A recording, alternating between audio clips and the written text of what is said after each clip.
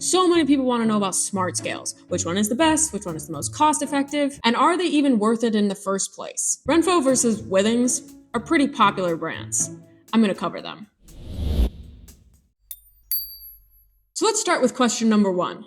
Which one of the Withings brand or styles versus Renpho is the most accurate? Short answer, neither one of them. And let's find out why. I'll go into much greater detail about the specifics between bioelectric and impedance analysis type scales and what the different types are, because there's 3 main functionalities of BIA scales, which make them a little bit more accurate or way less. But that'll be for a different video, because you're on this one to figure out if Renpho is better than Withings or vice versa. But the truth is, both Renpho and Withings brands use something called single frequency BIA, or bioelectric impedance analysis. As the name suggests, for both styles, it means that there's just one frequency being sent through your body to measure the ability for that electrical impulse to pass through your body, through your tissues. And that's essentially how bioelectric impedance analysis is able to estimate body composition. But I emphasize the word estimate because for both of these brands, they're going to extrapolate your data. They're going to take things like your age, your height,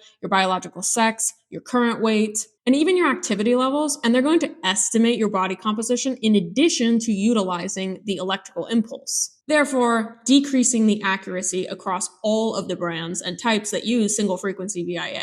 Now, once again, this doesn't mean that you shouldn't consider Renpho versus Withings, or any smart scale for that matter. Because frankly, the most accurate body compositional measurements are very, very expensive. However, don't be discouraged. If you're wanting to move away from just a traditional scale that measures only weight and maybe a little bit misleading in terms of whether you're changing to have more lean muscle mass versus actually losing fat mass, you may still want to consider something like Renpho or the Withings Smart Scales. Reason being is that while these scales are generally considered inaccurate, what you want to be looking at is your trend. So these relatively inexpensive smart scales can still be used to help you see general patterns. The problem is, if you go into it believing with 100% conviction that those BIA scales that are for at-home use are entirely accurate, that's going to really throw you off when some scales tend to overestimate fat percentage, or some scales tend to underestimate fat percentage. The key is consistency. If you're able to zoom out and look at your progress from a macro lens instead of from a micro scale, you will be able to benefit from having a BIA scale in your house. When it comes down to it, because they're pretty much the same in terms of being relatively inaccurate, let's dive into the specifics for Renpho versus Withings, starting with the price. Withings, specifically the Body Plus, is pretty expensive. It can be around the $99 range, depending on if there's a sale or not, and you can get it on Amazon. In general, I usually always recommend just checking on Amazon for any brand to see if it's on Amazon, because usually it's a lot less than what it would be from their website. Renpho, on the other hand, I purchased for about $20, and it does the same things. So just to share, I do have both. I have the Withings Body Plus and I have the Renpho. Let's talk about my experience using both. To start with Body Plus by Withings, you may want to consider that one because of the size if you are an athlete or an individual with large feet. Reason being is that it is particularly larger than Renpho, meaning that if you have big feet or you're a larger person, you're going to fit on it better. And the whole point of the BIA scale is that you have all points of contact of your bare feet touching the scale. And that's because the electrical impulse has to pass through you. If you have the Renpho and you're a lot bigger of a person, maybe even bigger than a size 13 foot, you may not fit entirely on the scale and the electrodes you're supposed to be standing on. So that's another point to consider. For me, I appreciated Renpho's user interface better. I felt that the metrics and being able to analyze bone mass, lean body mass, water percentage, everything, all their metrics was much more intuitive and easy to understand and clearly outlined than with Withings. This is a personal preference though. Now, what do I like about Withings? I do like the feeling of it better. It feels like it's a more luxury product. Their app seems like it is more luxury as well, but it seems a little hard to get to different features on the Body Plus or Withings. Furthermore, they do have a setting that seems like it would be a great idea called the athlete mode, which basically assumes that you're going to have a much higher degree of relative lean muscle mass. So it's going to calculate your body fat percentage and your lean muscle mass a bit differently. Essentially, it extrapolates your data in a different way. The problem is, this still is not entirely accurate. And you may have people assuming that they're more muscular than they actually are, trying to turn on the athlete mode, even though they're not technically at that level yet, and then finding that they may have a 9% body fat percentage, which would mean that they'd be emaciated and ready to die. Not saying I tried that personally, but I did.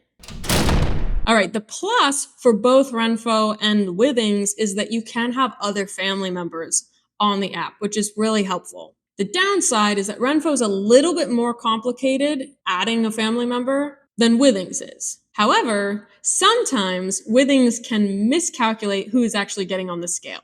But Renpho, you actually have to switch to the right person who's getting on the scale. Withings can sometimes mess it up if you were really close in weight. For example, if your spouse is 165 pounds and you're 140, it may just assume that you gained a lot of weight quickly. I can share that I'm about 100 pounds lighter than my husband, so Withings does a good job at realizing that it's probably not me. Now, the most important point I'm going to share, because some of my clients ask this, should I have multiple scales and then compare the data? No, absolutely not. Always be consistent with whatever scale you have. So if you have both Renpho and Withings, don't be jumping between the two and wondering which one is more correct, because they're both inaccurate. The whole point of using a scale is to pick one, use one, and see the consistencies in how things change over a long period of time. So while the body fat percentage may be off, if there's gradually an increase in the trend for your body fat percentage over 8 weeks, 12 weeks, then you can assume that you're probably increasing your body fat percentage. If you're trying to figure out how much your true body composition or body fat percentage or lean muscle mass is, then you don't want to be relying on these specific scales for that. We want to rely on these BIA scales for at-home use for general trends. Now, the last note I'm going to leave you with, depending on whether you're going to go with Renpho or Withings or any other smart scale out there, because they're all utilizing similar extrapolations of your data, is when to actually weigh yourself and some other factors that may be changing your results a little bit. Rule number 1, you bought your smart scale, you're about to get on it, but you've eaten recently. You don't want to weigh yourself. Trust me.